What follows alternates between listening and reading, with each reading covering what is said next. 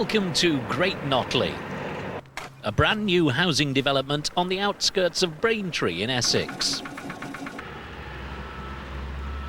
In this series, we're going behind the scenes of a major construction project to show you how it works and meet the people who are making it happen.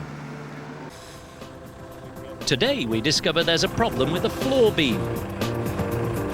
This beam's for over there, isn't it? That one's too long. Yeah. Meet a man who would like to sell you a house in the village.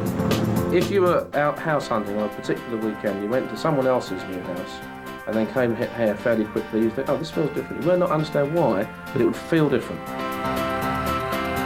And find out what some of the new residents think of their homes. People here are really quite funny. They don't like it to be called an estate. Everybody calls it garden village. But we start at one of the larger construction sites in the village, where I'm going to learn how to build a floor. This is Willow's Edge, which is on the eastern side of the development. It's one of about 6 sites on the whole of the village where houses are going up. There'll be 88 houses here between 2 and 4 bedrooms. The earliest are already up with people living in them. The last lot, as you can see, are only just being started. Like all major developments, in fact, all building sites, nothing is ever as planned. There are always problems. And I'm looking for the site manager to find out what crises have been averted this week or what problems have been sidestepped, because he's on his Monday morning checkup.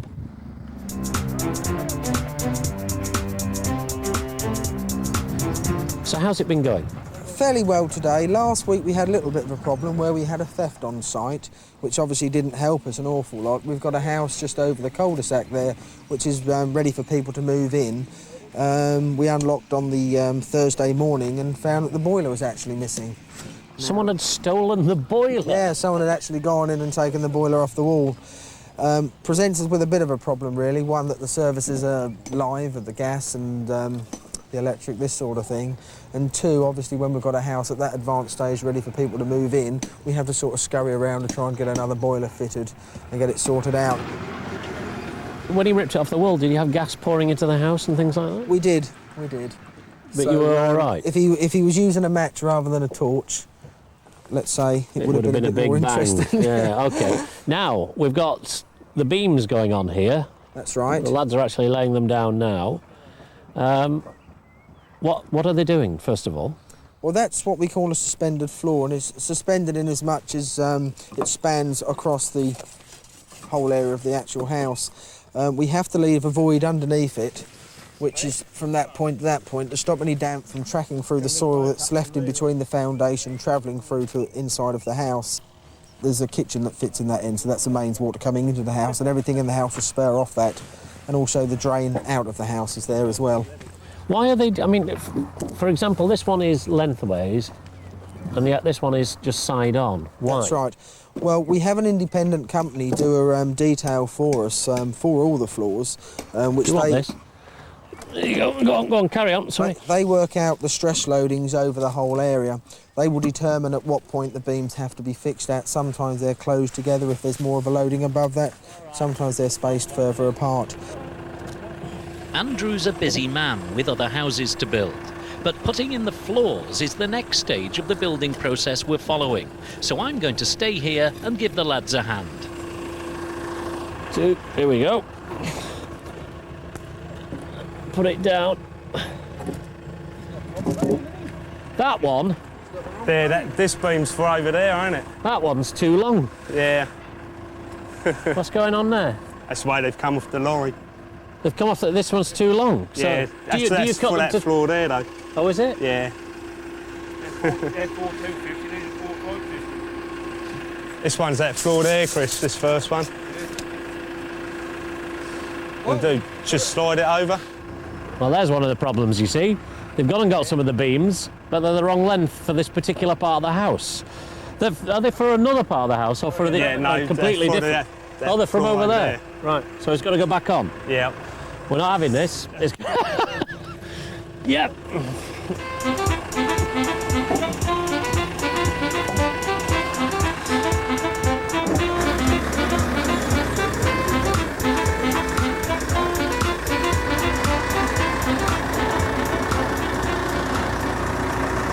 They may have been the wrong size for that part of the house, but they're apparently the right size for this part of the house. So, are we ready? We're going to move them on. There we go. Oh, gee. Put it down. Try and... Ow! My fingers. His fingers. That's why you wear gloves, isn't it? Yeah. Now, do you need another one on here as well? No, Does the that's one go it. on the end? Is that it? Is that Yeah. the end of the house? Yeah.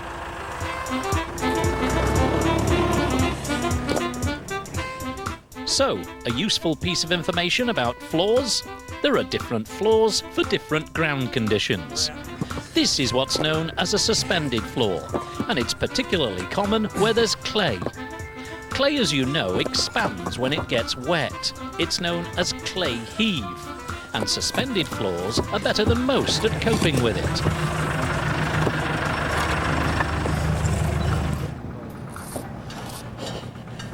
Ah, see, we have all of the various stages of a floor here. We've put our blocks in, but there's gaps here. What do you fill the gaps with? You fill them with slips. Thin blocks that slide into there. You actually have to cut them to size and then slide them in. And then you have to bring the bricks up on the outside like this. Once you've got your bricks up, you can start laying a floor. This is actually a garage, so they're laying a concrete base for the cars to stand on. But in a house, you use something else. This is a grout that's been put on top of the breeze blocks, and then on top of that you will have a scree. That will be a smooth surface onto which you lay your carpets. It's beginning to turn into a house. As the houses begin to take shape, they need to be sold. Join us after the break when we go inside some of the completed houses and meet a man who wants you to lay your carpets on his foundations. And we'll meet some of Great Notley's new residents. What do they think of their new homes?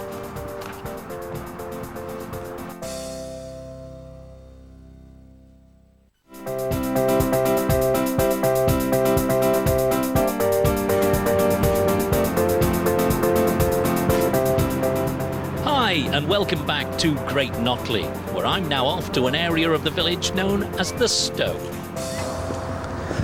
Here, there are lots of houses that have been built to resemble a traditional Essex village. There are almshouses, rectories, halls, and coach houses, all built with loving care to their appearance. But no matter how ornate they are on the outside, someone has to design how they look on the inside. And that someone is Chris Crook and his team. How do you go about deciding how we live? Well, you have to take the starting point being the way that you design the layout of the estate and the individual houses from the outside, because that has a bearing on, as you've said, the way we live. Mm-hmm. If you take this particular house, which is a two-bedroom house, it looks like this up here. Right. So it's a straightforward square house, isn't It's it? almost the way that a child would draw a house, in that it's, yeah. we put the fireplace and the chimney stack as central to both floor plans. So you come through the front door into a living area, and the first thing you see is the fire, which is something which is very traditional. And on the first floor, that provides the break point between each side, bedroom, bathroom combination on each side. So it serves, if you like, the pivot in terms of the design of that particular house, and it works. People really love this house.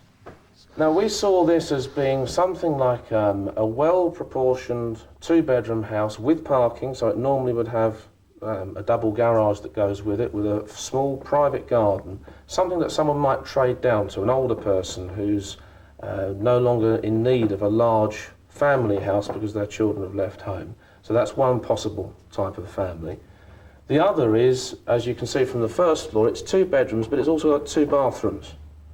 So you could find it's a situation with more and more smaller households, divorce rates on the increase and so forth, that someone might be able to buy this house as a single person and possibly sublet a room and let it Really? down. So everyone's got their own bathroom. So that's a thought that's gone into that particular house. You actually think about it that closely, that you think about, you know, divorced people subletting and things like that? Yeah, well, we've got to think about the flexibility of the product, because this particular house, when we first designed it, was quite experimental, because it would sell here at Notley for about 150,000, and you could buy a 2-bedroom house in Braintree for under 100,000.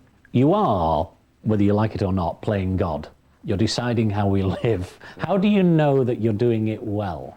Well, from what people tell us, basically. I mean, we get the response from very ready people coming through the sales offices and show homes and saying, well, we like it or we don't. Or if you've got it really wrong, you won't see them at all.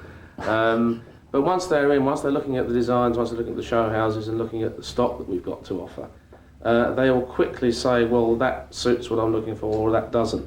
And interesting, you know, some people would come out almost unprompted at weekends and say, well, that is just so different, so good, I've got to have it. And they'll suddenly think about moving when they weren't before. But if they say the opposite and say, this is absolute rubbish, I'd never live here in a million years, would you literally redesign the house? We'd have to sort of look at why they'd said that in a little bit more detail and understand why. But so far, no one's ever said that. All right, let's go and have a look at some of the houses.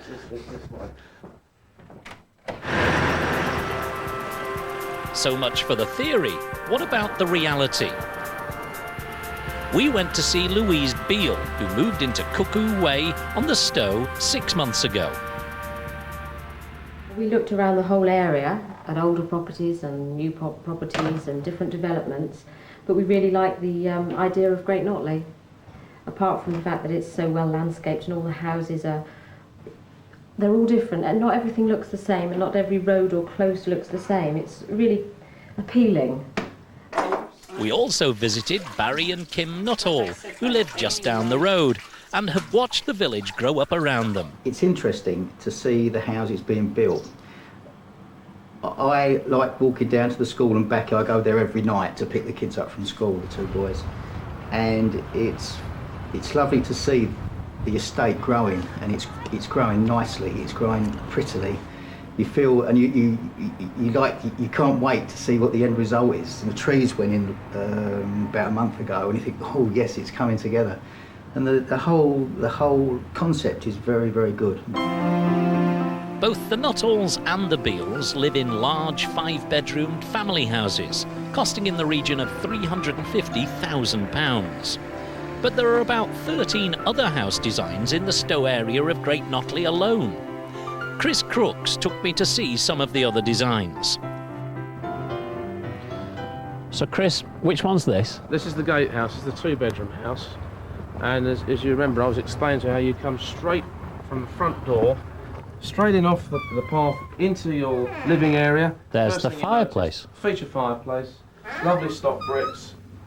And as you can see, it provides the focus around which you would live day to day off the kitchen, which is just over there. Here you've got your living space is completely open around the fireplace. But is that a good thing? Because I mean, that could be a bad thing, couldn't it? For some people, that will not be what they're looking for. Right. They will want to be able to have a separate dining room. So you've got to make assumptions that the people are not going to question this thing. You're coming straight from the street almost into your living room. One of the things that you'll notice that's different from other small houses that you might find elsewhere is the ceiling height. I can't touch the ceiling with ease here. You can find with others that you better do that. Who decides that? Do you decide that? Well, something that we have consciously made an effort to do is to provide houses that feel more spacious, and one of the ways of doing it is to raise the ceiling level by a couple of courses of bricks. This house could be built at a lower level. So the fact that I can't touch the ceiling makes me feel a better person.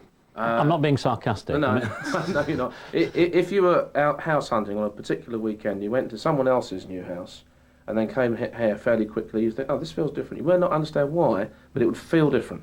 Right. Something that appeals to perhaps the subconscious. Everything's off it. The garden's off it, the kitchen's off it, whatever's off it. So it suits a modern lifestyle within a traditional sort of context. There's coffee on, and I remember someone saying to me once that the way to sell a house is to have it smelling of coffee. He showed me the bedrooms upstairs with their ensuite bathrooms and we talked about fixtures and fittings.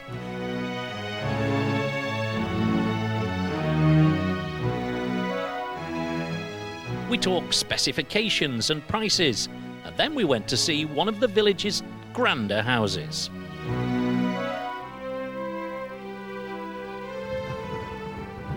This is what you call the hall, yes? Yes, it's one of a match repair, like bookend style, on the side of the road.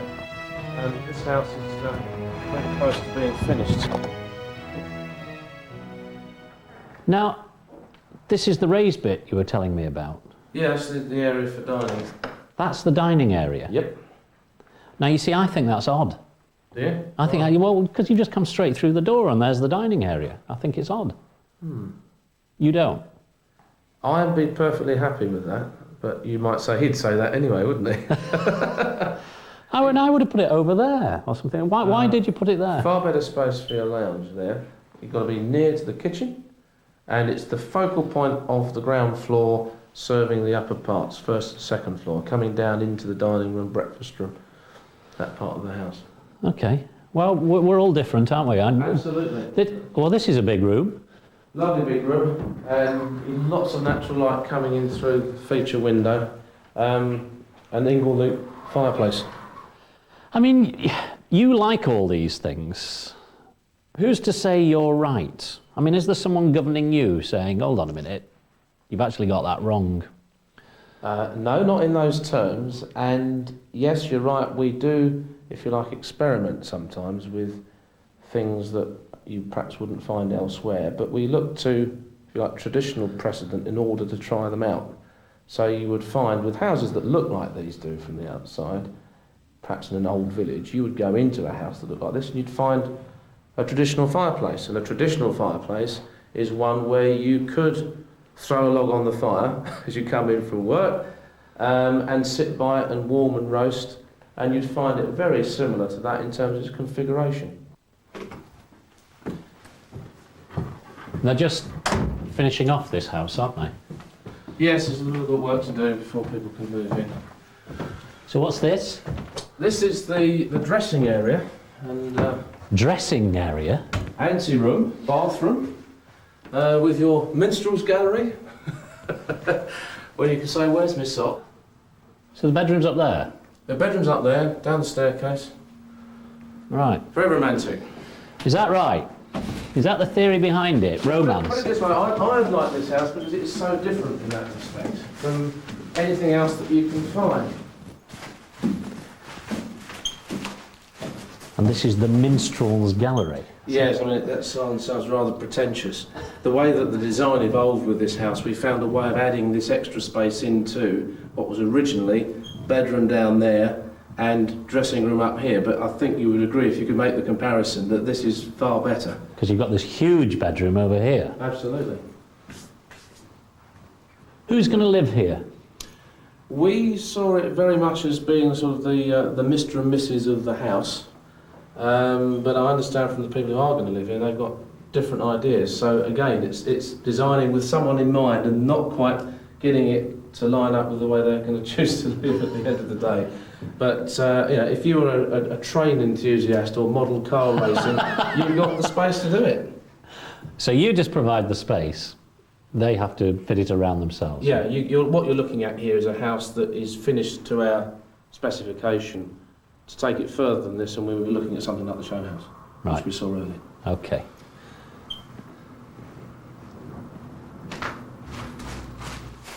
This is the house that you described as the party house, isn't it? Yes, I think you can perhaps see why it attracted that description, because of the space that you've got.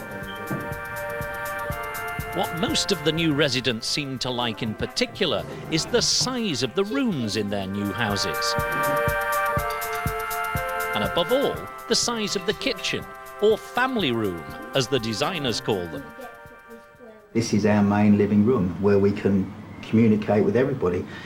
The good thing about it is the fact we stay as a family, because we do actually live and communicate in this room. We eat, watch television, talk. We're not split up around the house. This room really, I think's a terrific room. It's nice, it's light, it's airy, and as I say, the children come home from school, they can sit and watch TV or do their homework whilst I'm getting on with the tea, and I can see what they're doing. So yeah, really I think the family room and the fact that the children had got their own bathroom and quite big bedrooms on the top floor sold it to us, really.